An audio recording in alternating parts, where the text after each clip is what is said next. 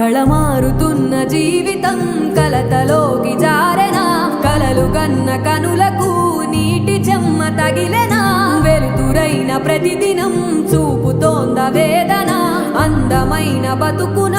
అలజడి చలరేగెనా ఏమిటి నీ పాపం ఏమిటి నీ నేరం చీకటి ముసిరి